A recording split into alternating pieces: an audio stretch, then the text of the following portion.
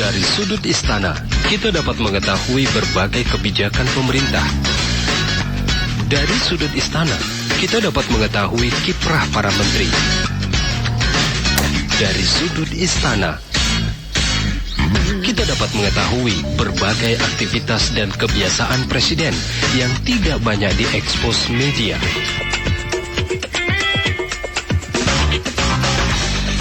Saatnya kita ikuti dialog khusus Sudut Istana.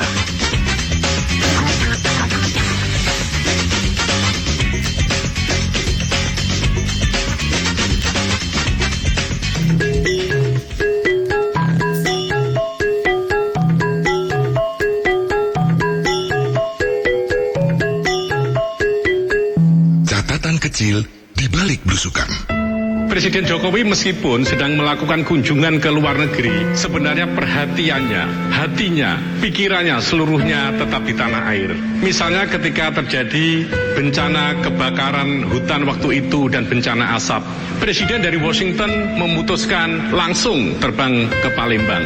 Di dalam sejarah Republik, itulah pertama kali ada pesawat yang dari Washington langsung ke Palembang. Sehingga Pak Jumala sebagai orang asli Palembang mengatakan, wah ini jangan-jangan skenario saya bekerja. Kami menuduh ini skenarionya Pak Jumala, sehingga Presiden memutuskan langsung ke Palembang. Pak Jumala sebagai orang Palembang mengatakan, kalau begini berkaitan dengan industri kreatif, saya mau bikin pempek Washington. Pasti laku. Selain itu, ada juga waktu sarapan pagi itu, Karo Protokol, Kepala Biro Protokol Ari Setiawan tidak mau kalah. Pak, Palembang tidak ada apa-apanya dibanding dengan Sleman, Yogyakarta. Jalannya besar, udaranya dingin. Pak Jumala tidak mau kalah. Palembang sama dengan Washington. Ada water tower. Ari tidak bisa menjawab. Maka Pak Sesmil, Pak Hadi Cahyono menengahi. Jangan khawatir. Di Sleman, di Yogyakarta banyak water tower. Di antara kesibukan kami belusukan, kadang-kadang kami bercanda seperti itu. Hanya saya membayangkan apa kira-kira komentar Presiden ketika melihat anak buahnya bercanda seperti itu. Saya yakin Presiden hanya geleng-geleng kepala. Sopo sing gelem tak tungeni. Soekardi Renake. Selamat sore dan salam jumpa dari Sudut Istana, disiarkan langsung dari Merdeka Barat 4 dan 5 Jakarta. Saya Maulana Islarto di sore hari ini. Senang sekali karena hari ini dari Sudut Istana akan menghadirkan perbincangan yang di luar biasanya, di luar kebiasaan dari Sudut Istana menyampaikan informasi. Biasanya kita ngomong politik, ngomong kebijakan, ngomong keputusan kontroversial. Hari ini kita akan membahas tentang lukisan-lukisan yang menginspirasi dari istana. Ini mungkin banyak orang nggak tahu nih bahwa banyak lukisan di istana kepresidenan, di di Cipanas, di Bogor, di Jakarta, di mana lagi?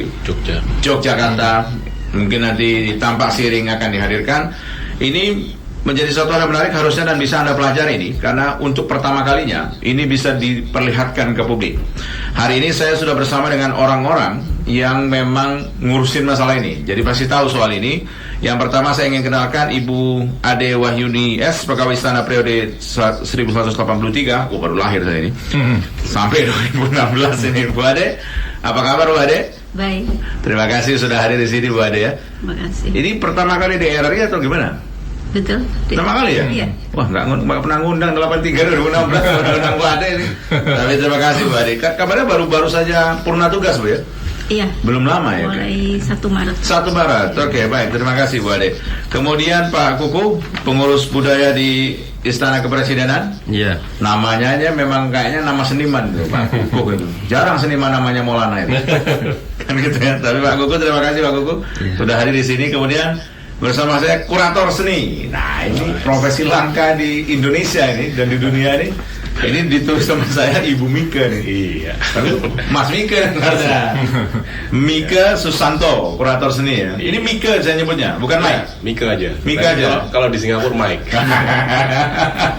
Dan ya pasti nggak asing lagi nih, partner saya ada Mas Andoko nih bersama ya. Mas Andoko. Selamat sore. Agak ringan kita ngomong. Agak ringan. Tapi harusnya menyenangkan. Betul. Biasanya kita ngomentari Pak Presiden dari sisi kebijakannya, komentari pembantu Presiden kan itu. Biasanya kita gitu loh setiap Rabu sore. Hari ini kita harus menyenangkan nih. Anda bisa menghubungi kami di line telepon 0213866712 3844545. Saya ingin ke Bu Ade yang pertama gitu loh. Bu Ade ini orang 83 2016 di istana gitu loh. Hari ini yang biasanya dikerjakan atau mungkin dilihat oleh Bu Ade harus diekspos ke publik. Mungkin saya nggak tahu lah penjagaannya gimana. Atau ini kan barang nilai seni tinggi nih, barang lama ini mungkin bisa diceritakan nih. Kok bisa ini kok diekspos Bu Ade? Iya, sebetulnya ini sudah diperintahkan oleh Bapak Presiden itu dari 2015. Namun pada waktu itu waktunya mepet karena 1 Agustus harus sudah dipamerkan. Tapi waktu itu petunjuknya bulan Juli, jadi saya merasa tidak siap karena tidak sederhana untuk membawa lukisan ke Jakarta. Itu harus ada pengawalan, ada asuransi, dan harus ada pemilihan lukisan yang memang kita harus bikin konsep gitu, konsepnya apa. Dan ini akhirnya saya menyanggupi untuk tahun 2016. Kenapa disanggupi? Karena persiapannya udah lebih jauh-jauh hari, lebih panjang, ya. lebih panjang gitu ya. Ada konsep tadi, apa konsepnya Bu? Karena ini untuk menyambut peringatan kemerdekaan. Jadi konsep untuk tahun ini adalah perjuangan. Karena terutama di Istana Jogja itu kita banyak koleksi-koleksi lukisan-lukisan perjuangan, sehingga bisa kita jadikan untuk objek pameran ini yang paling utama. Gitu ya, oke. Baik, Mbak Kuku sebagai orang yang in charge di bidang budaya di istana ini, kenapa lukisan yang dipilih untuk diekspos ke masyarakat? Ya, karena memang lukisan di istana itu merupakan lukisan yang terbaik ya, yang dimiliki oleh istana. Dan tentunya banyak selain dari pelukis-pelukis masterpiece yang ada di Indonesia, maestro ya. Maestro. Tentunya juga ada pelukis-pelukis asing yang ada juga? Yang beberapa diantaranya nanti bisa dilihat di Galeri Nasional yang sedang kita pamerkan ini, antara lain misalnya Diego Rivera, kemudian Bonnet dan Walter Spies gitu ya. Nanti beberapa yang lain juga ada. Ya. Selama ngurusin budaya di istana itu, apa tantangannya ngurusin lukisan? Tantangan yang saya hadapi waktu itu adalah kita terbatas sumber daya manusia. Waktu itu kita berdelapan Ibu ya. Sehingga dengan koleksi lukisan saja 3.000 dan seluruh koleksi yang ada itu 15.974. Dari semua istana itu 15.000? Iya, 15.974 item itu. Itu yang ngurusin cuma 8? Hanya 8 orang dan sekarang sudah pada pensiun. Tiga berapa Pak sekarang? Tiga berapa orang? Termasuk saya. Iya, ya sekitar berkurang 5 orang. Jadi praktis sekarang tinggal 2 orang lah yang intens untuk ngurusin 3.000 itu, 15.000 itu. Iya, saya sendiri sekarang sudah dipisahkan gitu. Maksudnya dipisahkan? Artinya tidak bersentuhan secara langsung. Saya sekarang posisinya di Pusdiklat Kementerian Sekretariat Negara. Dan ada beberapa catatan yang menarik terkait dengan apa yang tadi disampaikan Bu Ade sebenarnya. Ini catatan menarik di luar catatan yang suka dirinakir. Iya. Oke. Jadi waktu tadi dikatakan Bu Ade perpindahan koleksi dari Jakarta ke Istana Yogyakarta, saya itu termasuk orang yang mengawal. Jadi saya bolak-balik dari Jakarta ke Jogja itu 6 kali pakai truk. Iya. Waduh. Dan dikawal pas pampres waktu itu. Yang dikawal lukisannya Pak Kuku? Iya, lukisannya tentunya. Karena 6 kali bolak-balik? 6 kali bolak-balik saya ikut ya. Oke. Karena proses pengangkutan itu lebih dari itu.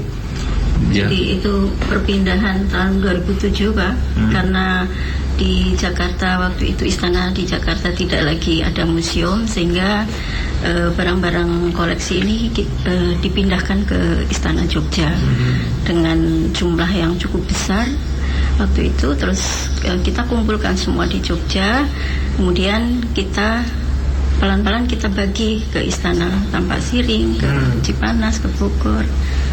Nah, sekarang di Jakarta memang tidak ada museum karena ruangan-ruangan dulu yang museum itu kan terpakai untuk ruang kerja. Begitu ya? Ya. Kok nggak diminta bangun museum? Lahannya di Jakarta sudah sangat terbatas.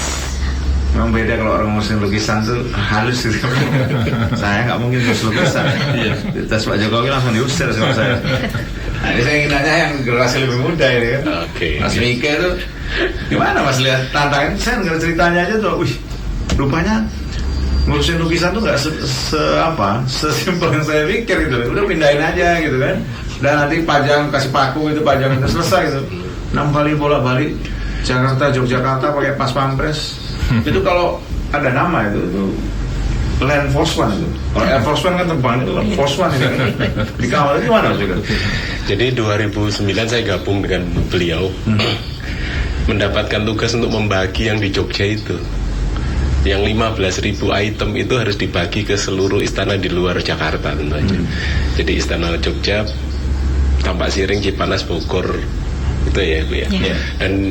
Dan itu kan memerlukan satu pemikiran. Sebelum mikir konsep, sebelum mikir konsep itu kan pengenalan dulu. Ini 15.000 itu apa aja dan dari mana saja, terus harganya misalnya berapa, terus dan sebagainya, itu kan masih butuh informasi lebih lanjut. Untuk apa itu? Sampai Ya, harganya berapa? Biar tahu ini berharga enggak gitu.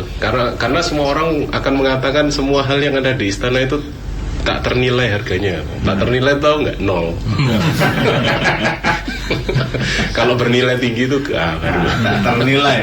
Iya. Kemudian Rp1 Mas setelah kemudian baru ada informasi bahwa Rp1. setiap item selama ini sejak lama sampai 2010 itu satu item dihargai oleh Kementerian Keuangan itu Rp1.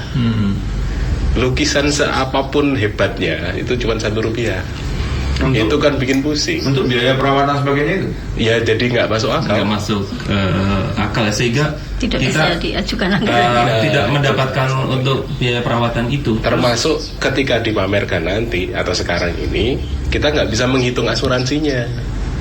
Jadi kalau cuman harganya Rp1, kita asuransinya terus berapa persen? Kalau 1% berarti 0,0. Duitnya aja 1. Jadi memang merendahkan harkat martabat lukisan. Terus sebagai kurator gimana ketika mendapat tantangan itu gimana Mas Mika? Saya melakukan pengkajian sejarah dulu. Jadi bagaimana ini karya-karya ini lahir? Karena sejak 2003 sampai 2009 saya juga sering melacak keberadaan Bung Karno sebagai kolektor kan. Sejak SMP saya sudah melihat buku koleksi Bung Karno yang 5 Sejak SMP? Iya, di Jember sana. Saya orang Jember, asli Jember. Dan kemudian setelah kuliah di ISI Yogyakarta, saya terus melakukan penelitian. Saya lulus tidak jadi pelukis, meskipun jadi jurusan seni lukis. Lukis gagal. Jadi setelah melakukan riset di istana, barulah ketahuan kalau ini dihargai berapa, artinya kan harus ada dasarnya.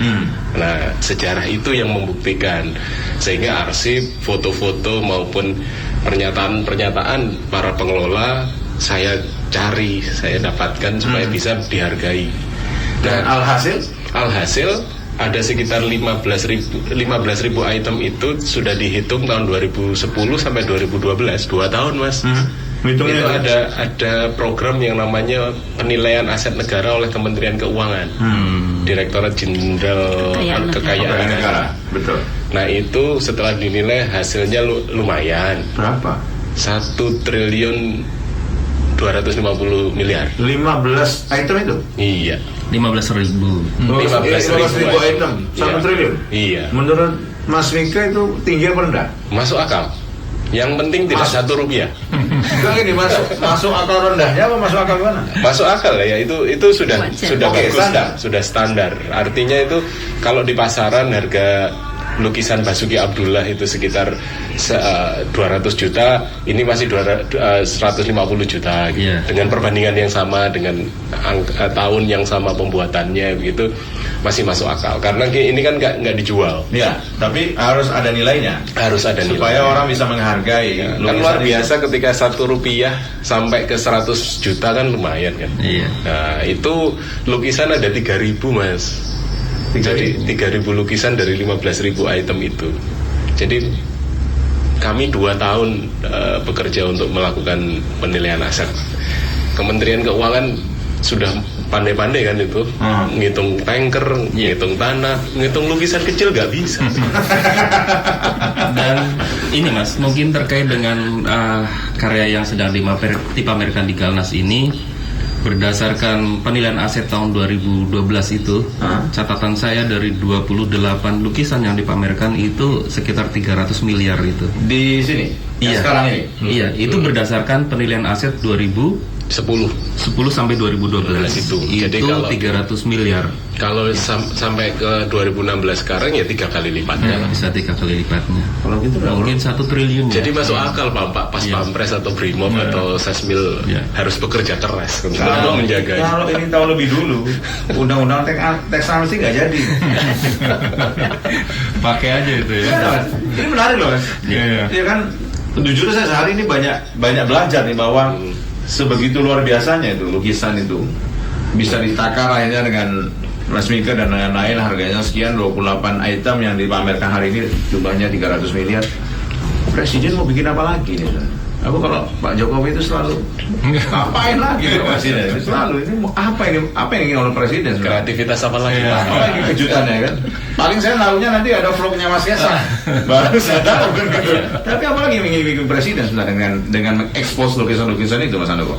Iya, jadi pertama saya merasa terhormat ini berada di satu ruangan dengan bapak-bapak dan ibu ini yang bisa menghadirkan galeri nasional sebagai ajang pameran ini dan berhasil, dan setiap 1 minggu masih penuh ya. Karena pemikiran Pak Jokowi itu sederhana sebenarnya. Melaksanakannya itu yang susah. Selalu gitu ya. Dia selalu sederhana, ngomong sederhana, mikir sederhana. Laput yang melaksanakannya juga. Iya.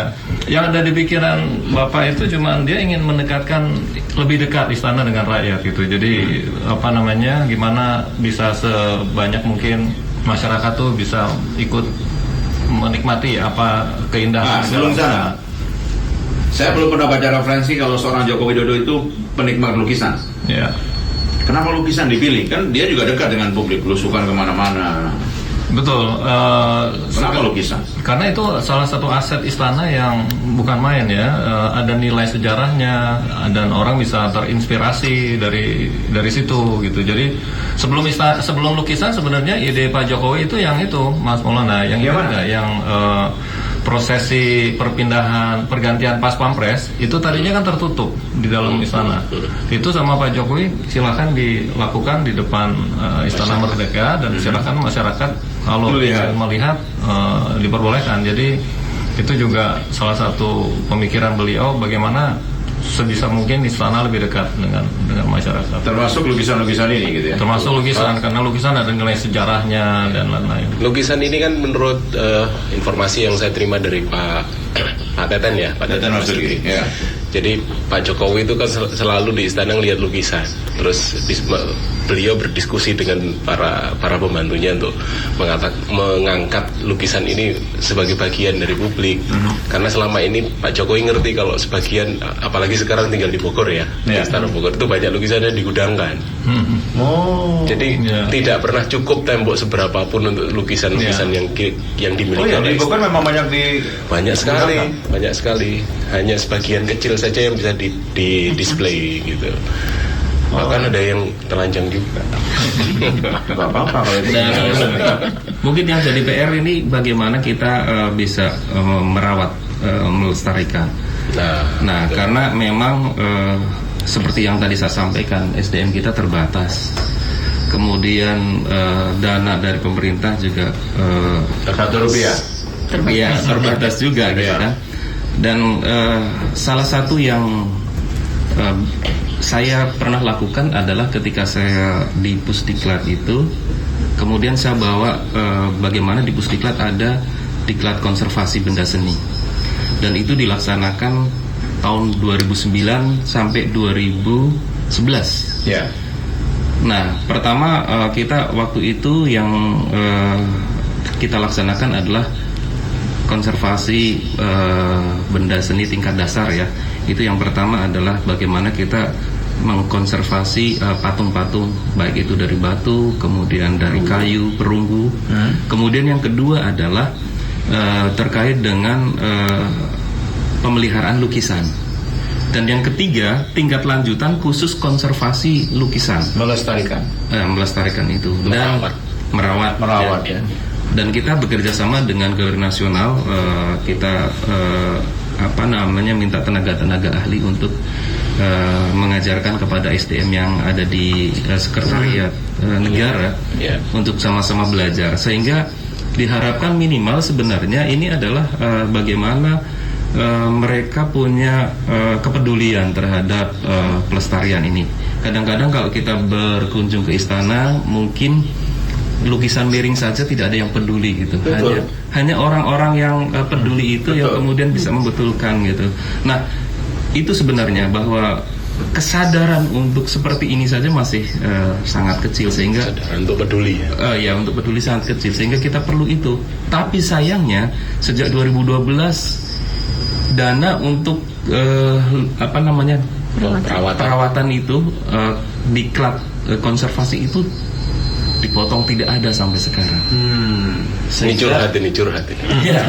Harus dicurhatin. Iya, sehingga Dan saya yakin sekarang kalau Kementerian Lembaga hadir di sini curhatnya sama, pemotongan anggaran. bukan hanya sekedar pemotongan, dihilangkan. Diklat itu dihilangkan. Oke. Jadi bagaimana kita mau memunculkan benih SDM ya. Sementara kita butuh SDM agar mau peduli untuk merawat melestarikan itu, tetapi diklatnya sendiri dihilangkan. Ada ya. Bu Ade, kita ingin tahu nih Bu Ade, apa perasaannya Bu Ade nih ketika meninggalkan istana dengan pekerjaannya begitu lama ditekuni dan butuh rasa. Ini pekerjaan butuh rasa. Dan sekarang cuma 3, diklatnya dihilangkan. Bisa tidur gak? Dananya dihabisin. Bisa tidur gak? Ini kan diurusin bertahun-tahun loh. Iya, betul. 33 tahun ngurusin itu. Dan harus ditinggalkan sekarang dengan kondisi yang mengkhawatirkan. Kan gitu? Yang pertama saya merasa 33 tahun itu ternyata nggak lama. Karena saya merasa belum tuntas ini untuk mengurusi sampai tuntas itu belum. Dan ya sekarang mendengar ini saya prihatin sekali ya, karena kita harus membangkitkan kesadaran kepada para decision maker untuk kembali peduli terhadap perhatian kepada koleksi ini. Dengan adanya pameran ini ya saya berharap semua akan bisa. Itu benar cerita bahwa memang tidak banyak orang peduli di istana bahwa lukisannya miring, diluruskan, atau memang banyak gudang, itu benar kondisi hal itu? Iya, betul sekali. Dan rata-rata di istana-istana di daerah itu tidak ada SDM yang mampu untuk merawat atau peduli terhadap benda-benda. Ada nggak lukisan yang memang bagus udah rusak karena nggak dirawat? Oh, nggak banyak. Ada. Tetapi Salah satunya tapi kalau tatanya nominal masih ada. Salah satunya yang kita pamerkan sekarang. Rusak. Jadi ada satu karya yang dipamerkan di Galeri Nasional hari ini, sebuah lukisan yang sangat bersejarah. Jadi itu lukisan mantan Gubernur DKI Jakarta, Heng Ngantung, Gubernur tahun 64-65. Itu beliau melukis memanah dengan judul Memanah. Jadi lukisan itu dibuat tahun 1943 yang kemudian dibeli oleh Presiden Soekarno saat itu. Duitnya Bung Karno ya dapat dari ketika beliau menjadi Ketua Pusat Tenaga Rakyat. Nah, kemudian karya itu tahun 45 dipakai sebagai latar belakang pembacaan naskah proklamasi di Pegangsaan Timur Vietnam. Ya, jadi kalau kita lihat foto-foto masa lampau itu di belakang Soekarno itu ada kotak hitam itu yang ada kayak jendela. Itu lukisan yang sekarang sedang dipamer. Dan itu kondisinya? Ya rusak. Jadi 60% aja. Minus 66. Jadi hari ini ada satu pameran ini sesungguhnya bukan hanya sekedar untuk sosialisasi aset negara, tetapi juga memberikan kesadaran penuh kepada semua masyarakat, bukan hanya presiden dan para menteri, tetapi juga semua masyarakat. Ini ada realitas yang sangat mengerikan sebenarnya kalau dilihat dari lukisan. Kalau saya foto, saya share di eBay, banyak mau beli itu. Oh, sangat. Tapi yang penting lagi adalah bahwa bagaimana sekarang lukisan-lukisan ini harus kita rawat kembali itu supaya tidak lenyap di muka bumi ini. Lukisan tersebut yang memanah ini aja, itu kan kalau bisa dikatakan harganya berapa? Bentar dulu. Harga terus ini. Itu setara dengan Sangsaka Merah Putih kan, yang dibuat oleh Ibu Fatmawati kan. Jadi kalau bendera itu hilang atau rusak atau memang bahannya lapuk dan sebagainya kan lenyap memang. Ini juga karena bahannya triplek. Lukisan itu bahannya triplek. Jadi paling susah untuk direstorasi bahkan. Karena udah sampai rayapnya itu sampai sekarang ya juga belum hilang. Kita hanya nunggu waktu ini. Nah, dibutuhkan orang-orang yang pejuang-pejuang yang lebih hebat dari kami ini sesungguhnya untuk mengerjakan restorasi itu. Siap? Restorasi dan sebenarnya mau diklat. Diklat sudah nggak ada.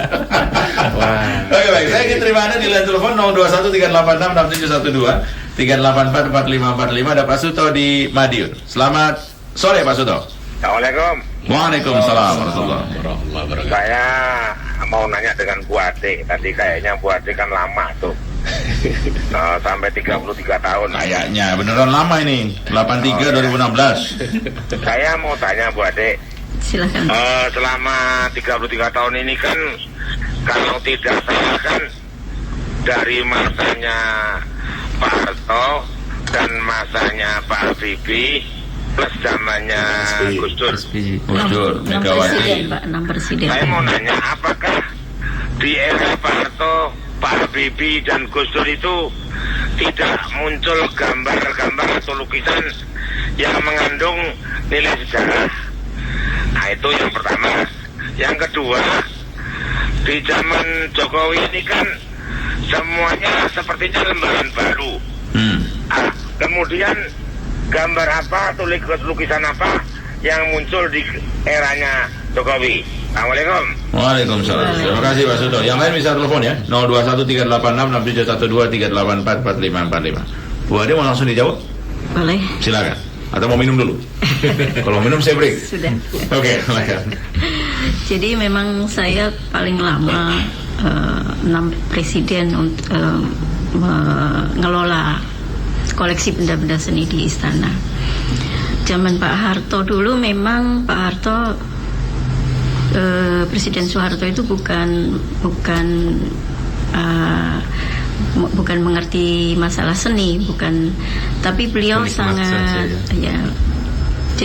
tapi beliau sangat memperhatikan dan menghargai bahwa ini koleksi Bung Karno. Jadi pada waktu Presiden Soeharto menjabat itu tidak ada satupun lukisan yang berpindah tempat dari mulai Bung Karno. Jadi waktu itu di ruang kerja beliau, tatanan waktu Presiden Soekarno seperti itu, dan waktu Pak Harto juga nggak ada yang diubah sama sekali. Nggak ada yang dirubah karena pernah ada satu lukisan yang frame-nya rusak. Sedang saya betulkan, beliau menanyakan ini lukisan di mana. Terus saya jawab bahwa ini baru diperbaiki frame-nya. Terus pesan beliau, kembalikan ke tempatnya, jangan dipindah. Itu salah satu perhatian Presiden Soeharto yang sangat menghargai koleksi. Sampai segitunya ya. Tapi beliau bukan berarti tidak menyukai koleksi benda seni. Beliau juga waktu itu, pada masa pemerintahan beliau itu juga membeli untuk koleksi negara. Pada zaman Pak Harto? Ya. Banyak membeli, ada beberapa, dan sampai sekarang masih kita koleksi. Terus zaman ya pada zamannya itu loh, zamannya Pak Harto, Habibie, Gus Dur. Ya. Itu ada perbedaan treatment nggak? Masing-masing presiden tentunya berbeda. Jadi saya sering memindahkan. Dulu Pak Harto senangnya seperti ini, kemudian Pak Habibie lain lagi. Pak Habibie gimana? Suka lukisan? Pak Habibie suka, hanya waktu Nggak hanya lukisan pesawat ya? Iya. Pak Habibie itu hanya ingin ruangan beliau bekerja itu tidak ada lukisan-lukisan yang semi nyut ya. Jadi semua yang berbau seperti itu dipindahkan ke Istana Bogor, ditempatkan di ruang khusus. Demikian juga patung-patung yang Pak Gus Dur juga sama seperti itu. Terus kemudian waktu Ibu Mega kembali lagi ke Istana. Karena bapaknya. Karena Bu Mega ingin itu kembali pada masa kecil beliau kan tinggal di istana. Jadi ya kesana kesini kita. Terus zaman Pak SBY? Zaman Pak SBY juga pencinta benda-benda seni, tapi beliau lebih menyukai lukisan-lukisan yang cerah warnanya dan mempunyai filosofi yang seperti gambar pemandangan itu beliau suka. Terus kemudian situasi sosial misalnya pasar. Begitu ya? Ya, jadi masing-masing punya selera. Jadi saya. Terus bapak kita ini, Pak Jokowi. Bapak udah kelihatan belum? Sukanya lukisan kayak gimana? Beliau sebetulnya menyukai koleksi-koleksi Bung Karno juga. Dan salah satu lukisan penangkapan Pangeran Diponegoro yang karya Raden Saleh itu pada waktu itu akan saya kembalikan ke Jogja karena itu tempatnya seharusnya ada di Gedung Agung Jogja, tapi beliau nggak boleh, minta dipasang di dekat beliau. Oh ya? Ya. Kenapa katanya? Ya mungkin beliau Dekat, merasa dekat. pengagum Diponegoro mungkin, karena itu kan tentang sejarah Pangeran Itu Diponegoro. nggak boleh nanya ke presiden ya kalau gitu. Saya juga nggak tahu itu. Saya juga. Tapi yang saya tertarik Raden Saleh ini sangat filosofis. Saya juga baru tahu nih belakangan bahwa Raden Saleh itu berjuang dalam lukisannya. Jadi dia kan disuruh melukis, mungkin Ibu Ade bisa lebih menggambarkan. Tapi intinya dia disuruh melukis itu oleh Ratu Belanda ya, bahwa Diponegoro ditangkap. Tapi di dalam lukisan itu dia menyiratkan kekagumannya kepada Diponegoro. Salah satunya adalah Diponegoro ditangkap tapi raut mukanya itu masih menantang. Nah, mungkin Ibu Ade bisa lebih ini. Sebelum dijelaskan, sebelum dijelaskan saya sapa dulu pendengarnya ya. Ada Pak Firman di Jakarta. Selamat sore Pak Firman. Halo Pak Firman. Selamat sore Pak Firman. Oke, kemudian Pak Amin di Sintang. Selamat sore Pak Amin. Sore. Sore, silakan Pak Amin. Saya ke Bu Ade Wahyuni. Bu Ade. Ya. Silakan Pak. Saya kan dulu waktu zaman Pak Habibie, saya pernah masuk istana Bu. Yang pertama masuk istana kan kita dari dulu dari KNPI Bu dan GMPI. Itu patung yang di samping itu Bu, zaman Pak Karno itu masih enggak Bu sekarang Bu? Patung yang mana ya yang Pak ya? Di halaman belakang Bu. Kalau tidak salah ada patung perempuan yang tak berbusana itu masih enggak Bu? Memang beberapa sudah dipindahkan ke Istana Bogor Pak. Tetapi yang permanen yang tidak mungkin dipindahkan masih ada. Terus? Mungkin gini Bu, saya mau nanya Ibu lagi. Kadang-kadang sering nggak menurut pemantauan Ibu presiden ini kayak stres gitu Bu, agak gimana Ibu ngerti nggak Bu kira-kira Bu? Oke, itu aja Bu ya. Kok nanya ke Bu Ade presiden stres? Enggak, tanya Mas Handoko presiden stres. Bu Ade nggak ada urusannya presiden stres apa enggak? Kan gitu kan? Oke, baik. Kita nanti jawab ya. Kita break dulu. Nanti kita jawab pertanyaan beberapa ini juga Mas Handoko nanti tadi menjawab pertanyaan Mas Handoko tuh kepada Bu Ade nih. Jadi nanti kita akan hadirkan kembali perbincangannya, tetap bersama kami dari Sudut Istana.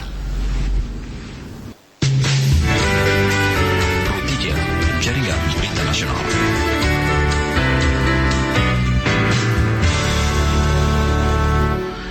Baik, Baik, Anda masih bersama kami di Pro 3 RRI. Kami masih hadirkan perbincangan dari Sudut Istana di edisi hari ini. Saya langsung ke Wade, karena pertanyaan Mas Andoko tadi ke Wade. Oh, soal presiden stres atau enggak, itu yang harus dijawab. Nggak tahu ya Wade, kalau stres atau enggak. Mungkin kalau banyak lihat lukisan itu tanda-tanda stres. Melihat lukisan terlalu lama itu cara menghilangkan stres. Kelamaan, bola balik, maling. Gimana Wade? Ya, memang tadi pertanyaan Pak Handoko saya mungkin bisa jawab bahwa memang ada 2 lukisan tentang tertangkapnya Pangeran Diponegoro itu. Jadi yang satu dilukis oleh seorang Belanda bernama Nicolaas Pieneman, dan kemudian satu lagi adalah dilukis oleh Raden Saleh. Raden Saleh. 2 lukisan ini sebetulnya angle-nya sama. Pangeran Diponegoro Cerita tentang penangkapan. Iya, jadi Diponegoro di lokasi rumah residen Belanda di Magelang, dan tetapi berbeda dalam melukiskan bagaimana ekspresi dari Pangeran Diponegoro. Kalau Nicolaas Pieneman itu menggambarkan Pangeran Diponegoro sedih, menyerah, dan seperti menunduk ya. Tapi lukisan yang dibuat oleh Raden Saleh itu ekspresi Pangeran Diponegoro dengan mendongakkan kepalanya, dan ekspresinya seperti menantang. Nah, itu yang berbeda itu. Dan judulnya pun berbeda. Oh ya? Nicolaas Pieneman itu judulnya adalah penyerahan Diponegoro tanpa pangeran ya. Kemudian kalau Raden Saleh itu penangkapan Pangeran Diponegoro. Penyerahan diri. Nah, ini berbeda karena Raden Saleh ingin menggambarkan bahwa Pangeran Diponegoro itu pendukung. Raden Saleh itu pendukung Pangeran Diponegoro, dan menyatakan menggambarkan bahwa kita itu bukan menyerah tetapi ditipu oleh Belanda. Iya, itu artinya betul bahwa Raden Saleh memang berjuang dengan lukisannya. Iya, betul. Pesan kuat disampaikan di lukisannya. Betul. Jadi itu memang sengaja diberikan kepada Belanda, pemerintah Belanda, Ratu Belanda, dan ingin menyatakan bahwa kita tidak menyerah gitu. Mas Mika, kalau melihat ada lukisan berbeda seperti itu, Mas Mika, peristiwa sama dilukis itu mata kurator melihatnya gimana itu? Tidak apa-apa, itu merupakan bagian dari interpretasi sejarah. Jadi kalau misalnya seorang pelukis ya samalah dengan orang lain ketika melihat peristiwa. Dari sudut yang berbeda-beda dia harus beropini. Jadi dalam hal ini lukisan Pieneman memang bukan milik Indonesia, itu milik kerajaan Belanda. Dan yang Pangeran Diponegoro ini kan kemudian memang dilukis di Belanda, bukan pesanan Ratu Belanda Pak Andoko, tapi memang itu dilukis oleh Raden Saleh. Penangkapan Pangeran Diponegoro ini dilukis oleh Raden Saleh di Belanda. Dan kemudian diberikan kepada Ratu Belanda. Jadi milik Belanda. Gimana respon Ratu Belanda? 2 lukisan berbeda, Pieneman dan Raden Saleh. Buktinya sampai tahun 1978 karya tersebut akhirnya diberikan ke negara kita. Dua-duanya ya? Enggak, satu yang Raden Saleh. Pieneman tetap di sana. Tapi kita punya tetap Pieneman itu. Enggak punya. Itu hanya sebagai cerita bahwa Raden Saleh melakukan aksi perlawanan secara visual gitu. Jadi itu pentingnya. Dan pameran itu sekarang dipamerkan di Galeri Nasional. Lukisan tersebut. Jadi mari kita berbondong-bondong ke sana untuk melihat, dan tentu aja karena saya nggak pernah membayangkan Mas Mika, justru aja Bu Ade dan juga Pak Buku, bahwa itu menjadi satu hal yang begitu penting bagi sebuah negara. Di Belanda dilukis dua-duanya punya, akhirnya diserahkan negara kita. Artinya ada pemahaman yang berbeda, bahasanya secara politik oleh pemerintah Belanda ke Indonesia. Kalau ini lukisannya sudah tentang seseorang yang berperang di tanah Jawa. Itu wajar kalau misalnya negara kita atau Belanda kemudian melakukan banyak hal terhadap lukisan. Mona Lisa yang cuma gambar cewek gitu ya di Paris itu diperebutkan oleh banyak orang. Karena Leonardo da Vinci itu kan nama Italia ya. Itu diperebutkan orang Italia. Banyak orang-orang Italia yang ingin mencuri Mona Lisa karena merasa bahwa itu milik orang Italia. Itu politik negara, sampai kemudian itu lepas dari Perancis yang sekarang memilikinya, itu jadi persoalan besar. Jadi sesungguhnya nilai lukisan itu akhirnya menjadi lebih bukan hanya perkara ekonomi tapi juga kedaulatan bangsa ini. Mas Handoko dan Pak Kuku, apakah acara ini akan diteruskan setiap tahun? Masih banyak lukisan itu. Ini baru 28. Karena tadi seperti disampaikan Mas Mike bahwa kita baru memamerkan itu 1%-nya. Ada sebanyak 3.000 lukisan yang baru diambil 28 lukisan saja. Artinya bahwa ini sangat baik untuk dilakukan secara terus-menerus periodik. Ya. Dan kalau memang ingin menghabiskan lukisan itu, berarti kita harus memamerkan 99 kali pameran. 99 kali? 99 kali. 90 tahun ya. 90 tahun lah ya. Sekarang kita sudah bayi nonton sampai usia 90. Luar biasa. Jadi ini salah satu kesempatan langka. Jadi pameran ini tentu aja bukan hanya langka tetapi unik dan penting. Itu tadi keunikannya salah satunya ada di setiap lukisan itu ada cerita. Sebagai orang yang mengurusi lukisan sejak dulu, apa cerita tersedih yang pernah dialami? Sedih terus kayaknya. Selain anggaran Rp1, lupakan aja. Yang paling menyedihkan yaitu ketika tahun 2007 saya harus memindahkan koleksi yang waktu itu sudah ditata di Binagraha dan sudah diresmikan. Itu akhirnya harus pindah ke Jogja. Nah ini yang paling menyedihkan itu, karena saya bingung ini harus dibawa pakai truk dan tidak ada asuransi, tidak ada pengamanan, sehingga saya harus nangis ke siapa. Dan waktu itu saya hanya bisa hanya dikasih waktu 2 bulan Pak. Saya hanya 2 bulan itu harus memindahkan semua, dan lukisan-lukisan itu adalah lukisan-lukisan yang masterpiece. Dan saya hanya minta bantuan Mas Mike bagaimana ini caranya untuk membawa. Jadi tanpa pengawalan yang ketat, tanpa itu yang tadi Mas Kukuh sampai berapa kali? 6 kali balik saya. Itu yang paling sedih selama saya bekerja di istana. Yang menyedihkan dari itu bahwa orang nggak begitu menganggap itu penting ya? Ya mungkin seperti itu, karena waktu itu ruangan Binagraha akan digunakan sebagai ruang kerja, dan sudah arahan dari Presiden supaya semua koleksi benda seni diamankan di Jogja. Seperti itu. Terakhir, sebagai punggawa istana yang ngurusin lukisan dengan kondisi hari ini, apa yang disampaikan ke Pak Kukuh dan Mas Mike yang masih di dalam? Gak usah orang lah, karena 2 yang ini tanggung jawab meneruskan Ibu.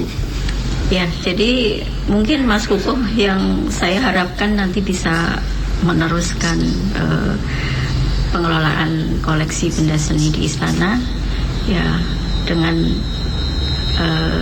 harapan supaya bagaimana kita membina teman-teman yang masih ada di istana untuk mencintai benda seni tersebut, karena benda seni tersebut juga punya sejarah yang penting ya. Jadi, dan harapannya lebih besar lagi, seluruh pegawai istana itu peduli terhadap.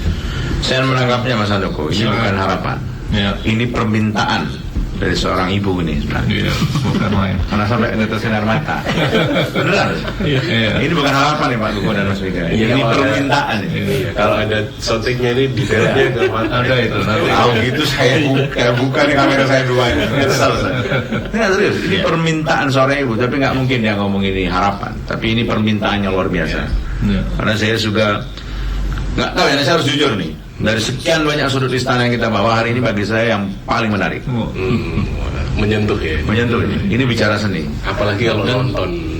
Dan bicara lukisan itu Mas Maulana ya. Ini kan yang tadi dikatakan nilai sejarah. Karena lukisan itu bisa kita katakan sebagai jiwa zaman ya. Karena itu mewakili bagaimana sejarah itu Presiden itu direkam di sana. Betul. Itu menarik itu.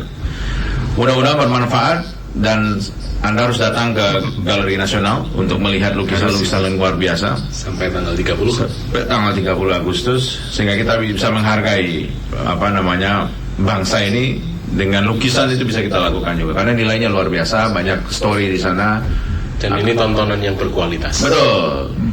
Ya. KPI harus kalau cari tontonan berkualitas ke Galeri Nasional. Terima kasih Mas Mika. Terima kasih. Bu Ade, terima kasih Bu.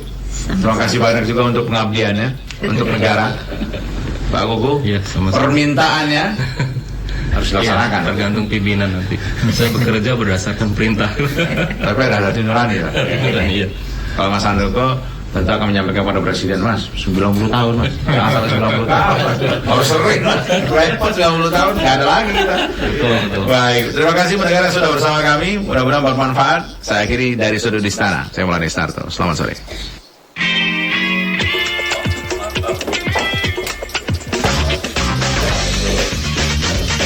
Telah kita ikuti dialog Sudut Istana. Kapan sekarang nggak nonton? Berarti 100 kali. Tahun depan. Iya, aku nggak